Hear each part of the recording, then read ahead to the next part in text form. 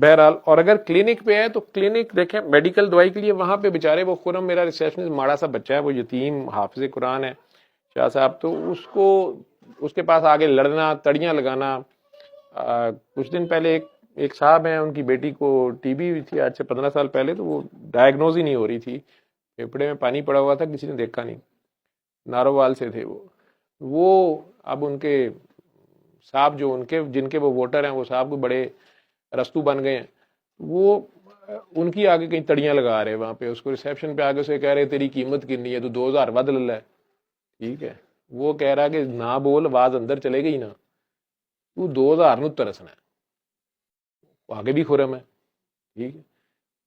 میں چپ کر کے اندر، وہ پیشنٹ تھا میں اس کو ڈیل کر رہا تھا، بعد میں اندر آ کے مجھے کہتا ہے سر اس طرح آگے مجھے تڑیاں لگا رہے تھے کہ تیری قیمت تیرے ورگے ریسیپشنسٹ دی کی ہوندی ہے، تینوں ہونے اسی 2000 ود دیتا تو وہ اج دا ہی ٹائم دے دینا ہے.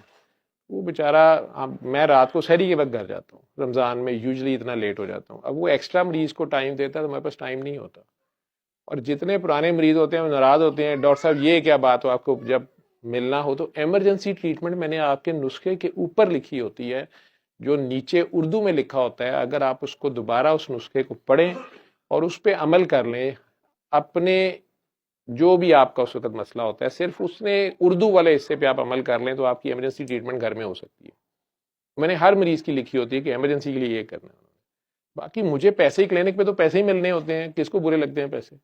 اچھی بات ہے، آتے جائیں جتنے مرضی اکٹھے کر لو، لیکن بہرحال میری ایک کیپیسٹی ہے، مجھے ہر مریض پہ گھنٹہ آدھا گھنٹہ لگ جاتا ہے،